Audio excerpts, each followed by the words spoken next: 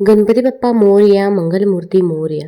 बाप्पाच्या कृपेने तुमच्या सर्व इच्छा मनोकामना पूर्ण हो. आता पितृपक्ष सुरू होणार आहे. पितृपक्षाच्या 15 दिवसांमध्ये आपल्याला काही नियम पाळायचे आहेत.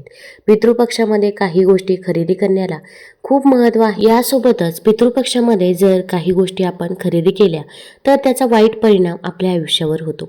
मग आपल्याला दुःख, अडचणी, संकटे यांना सामोरे जावे लागते. म्हणून पितृपक्षाचे नियम काय आहेत, कुठल्या गोष्टींची काळजी आपल्याला घ्यायची आहे, कुठल्या चुका आपल्या हातून होऊ नये, ही सगळी अतिशय महत्त्वाची माहिती मी तुम्हाला आजच्या व्हिडिओमध्ये सांगणार आहे. बघा, पितृपक्ष हा काळ अतिशय महत्त्वाचा आहे आणि गणपती बाप्पा आता संपले की लगेच दुसऱ्या दिवसापासून पितृपक्ष सुरू होत असतो.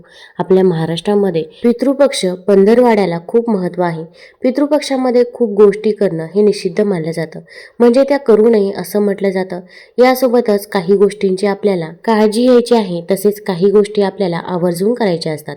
पितृपक्षाच्या तर या काळामध्ये आपल्याला आपल्या पूर्वजांचं स्मरण करायचं असतं. पूर्वजांच्या आत्म्याला शांती मिळावी म्हणून वेगवेगळे विधी, श्राद्ध, तिथी अमुक एक तिथीला केले जातात.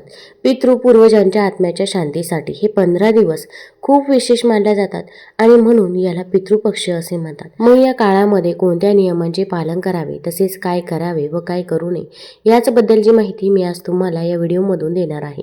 तत्पूर्वी तुम्ही ऑलराऊंडर या मराठी यूट्यूब चॅनलवरती नवीन असाल तर चॅनल लाईक करा आणि सबस्क्राईब देखील करा. तसेच कमेंटमध्ये श्री स्वामी समर्थ किंवा ओम पितृदेवताय नमः लिहायला विसरू नका, जेणेकरून आपल्याला देखील आपल्या पूर्वजांचा, पितरांचा आशीर्वाद हा प्राप्त होईल. तसेच शेजारी नोटिफिकेशन बेल देखील प्रेस करा, जेणेकरून मी जेव्हा पण व्हिडिओ बनवेल तर तो व्हिडिओ तुम्हाला सर्वात अगोदर दिसेल. पितृपक्षामध्ये पितृ हे या पृथ्वी तलावर कावळ्यांच्या स्वरूपामध्ये किंवा इतर कुठल्या तरी प्राण्यांच्या स्वरूपामध्ये कुठल्या ना कुठल्या रूपामध्ये ते आपल्यापर्यंत येत असतात.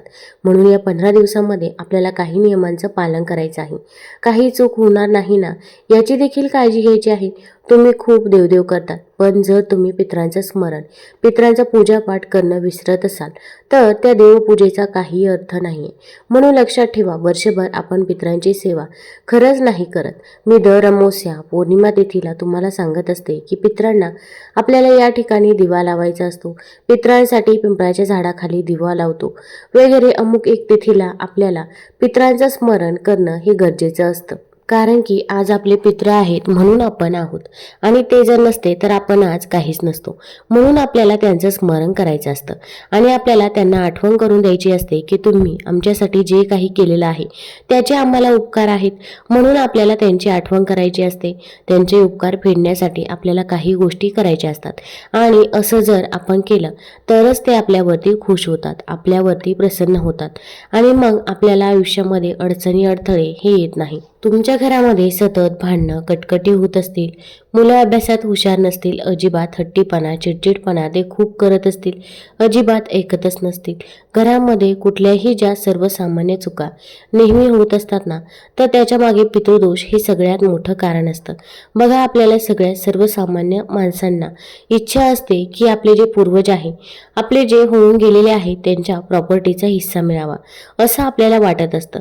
तर जसं आपण त्यांच्या प्रॉपर्टीचे हिस्सेदार असतो त्याचप्रमाणे आपल्याला पितरांना जे काही आधी चुका केलेल्या आहेत, जे काही त्यांना दोष, पाप केलेले आहेत, त्यांचे सुद्धा, त्या दोषांचे सुद्धा आपण कुठे ना कुठे ते दोष आपल्याला लागलेले असतात.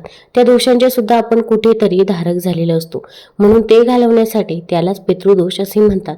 आपल्याला काय वाटतं की आपण पूर्वजन्मीमध्ये काही पाप केले असते ते तर झालं, पण आपल्या पितरांचे जे काही दोष वगैरे असतात, पाप त्यांच्याकडून झालेले असतात, तर ते दोष आपल्याला लागलेले असतात. म्हणून ते घालवण्यासाठी आपल्याला पितृपक्षामध्ये काही गोष्टींची काळजी ही आवर्जून घ्यायचीच आहे. पितृपक्षाची तिथी कधी प्रारंभ होते तर भाद्रपद शुक्ल पक्ष पौर्णिमा रविवारी 7 सप्टेंबर रोजी.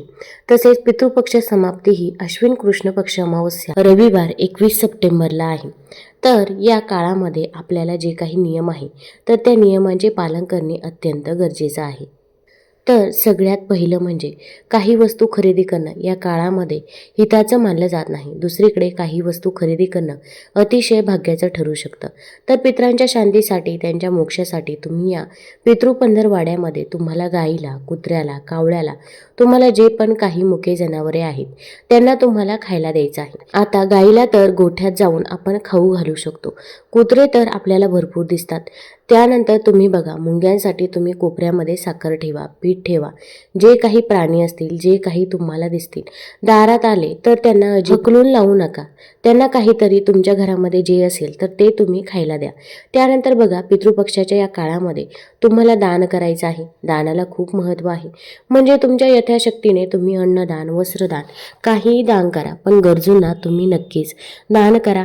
दानामुळे आपले पितृ खूप प्रसन्न होत असतात.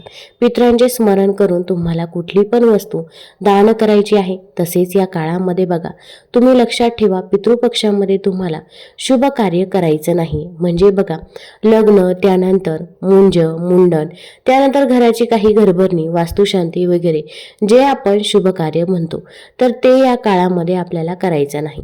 ते करणं अशुभ मानलं जातं. तुम्ही बघा काय करू शकता, तर तुम्ही नवीन व्यवसायाची सुरुवात करू शकता. पितृपक्षामध्ये तुम्ही नवीन घर, प्लॉट, फ्लॅट, नवीन कार वगैरे खरेदी करू शकता. कारण हे खरेदी केल्यामुळे आपले जे पूर्वज आहे ते आपल्या प्रगतीवरती प्रसन्न होतात. तर त्यामुळे या वस्तू तुम्ही खरेदी करू शकता. पण नवीन कपडे किंवा, कारण या काळामध्ये आपण वस्त्रदान करत असतो, नवीन कपडे वगैरे घेणं या काळामध्ये अशुभ मानलं जातं.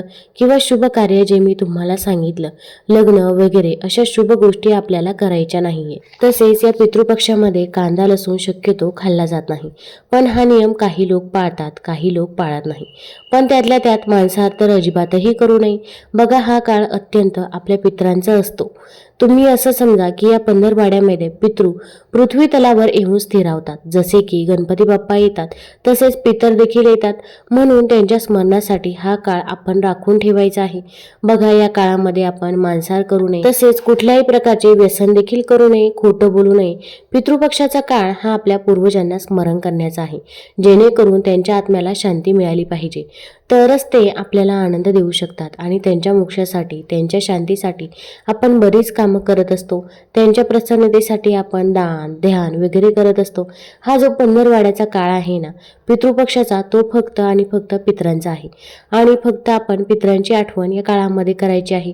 त्यांच्या आत्म्याला शांती मिळावी म्हणून विविध प्रकारचे विधी, तिथी, श्राद्ध असे कार्यक्रम या काळामध्ये केले जातात. बघा, श्राद्धामध्ये तर श्राद्धविधी तर असतातच, पण आपण खूप गोष्टी श्राद्धामध्ये करतो. यामध्ये गाईला गूळ, गाईला पोळी, गाईला गवत घालणं, कुत्र्याला अन्नदान करणं, आपल्या इतर काही लोकांना अन्नदान करणं. यासोबतच आणखी एक गोष्ट मी तुम्हाला सांगू इच्छित आहे की पितृपक्षाच्या या काळामध्ये झाडाची फांदी तोडणं, कापणं हा देखील महत्त्वाचा नियम आहे, जो आपल्याला लक्षात ठेवायचा आहे. कारण या काळामध्ये कोणत्याही प्रकारे तुम्ही जर झाडं तोडलीत, फांदी कापलीत, तर तुमच्या आयुष्यातून पैशांचा झरा सुकून जाईल, असं पितृपुराणामध्ये सांगण्यात आलं आहे. तसेच या पितृपक्षाच्या काळामध्ये आपल्याला काही कामे ही रोज करायची आहे. तर आपण थोडंसं पाणी घ्यायचं आहे. या काळामध्ये आपण एखादा माठ भरून ठेवा किंवा अगदी मातीचं भांडं जरी तुम्ही भरून ठेवलं तरी पण चालेल. त्या मातीच्या भांड्यातील आपण पाणी घ्यायचं आहे. आणि हे दररोज सकाळी उठल्यावरती जेव्हा आपण आपला मुख्य दरवाजा उघडत असतो, तर मुख्य दरवाजाच्या दोन्ही साईडनं हे पाणी आपण शिंपडायचं आहे. कारण की पितृपक्षाच्या काळामध्ये आपले पूर्वज पृथ्वीवरती येत असतात आणि ते आपल्या उंबरठ्याजवळ येऊन थांबतात. आणि जर आपण तिथे पाणी शिंपडलं तर त्यांचा आत्मा तृप्त होतो व ते आपल्याला शुभ आशीर्वाद देत असतात. त्यामुळे या पितृपक्षाच्या काळामध्ये जर तुम्हाला रोज शक्य असेल तर रोज तुमच्या उंबरठ्याच्या दोन्ही साईडनं पाणी हे आवर्जून शिंपडायचंच आहे. पाणी शिंपडत असताना आपण ओम पितृदेवताय नमः, ओम पितृदेवताय नमः या मंत्राचा जप देखील करायचा आहे. तसेच या पितृपक्षाच्या काळामध्ये आपल्या घरामध्ये दक्षिण दिशेला रोज दिवा लावायचा आहे. आता हा दिवा लावत असताना त्याला खाली आसन देखील द्यायचं आहे.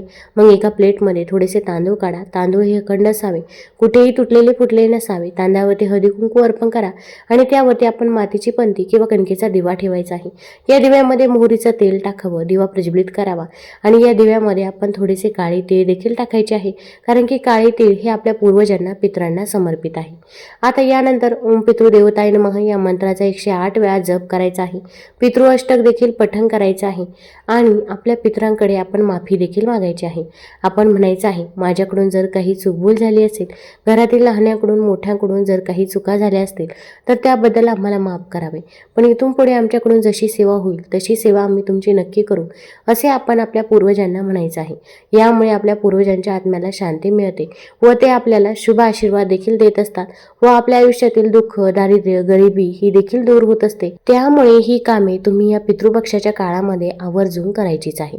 तुम्हाला जर हा व्हिडिओ आवडला असेल तर आपल्या ऑलराऊंडर या चॅनलला लाईक करा, सबस्क्राईब करा आणि मित्रपरिवारासोबत जरूर शेअर करा. धन्यवाद.